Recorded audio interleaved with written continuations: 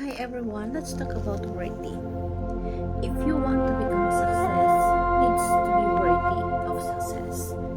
We attracted the things that we want to be, we want to become.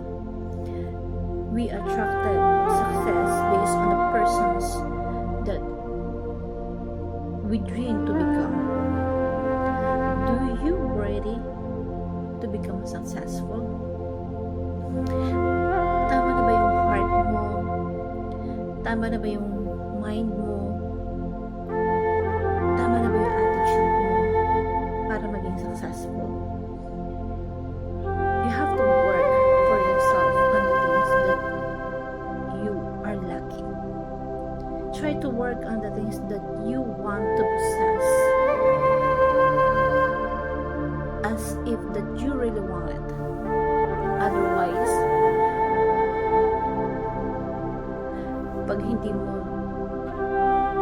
ginawa yung best mo, or you're not trying to possess on it, or you are not ready for it, baka mapahama ka lang, masaktan ka lang.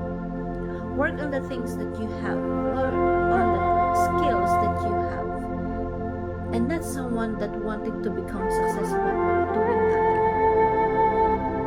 So, improve the knowledge that you have. Attract not just to pursue it, but become ready for it, prepare for it. Cultivate yourself as God wants us to be, but work hard on yourself.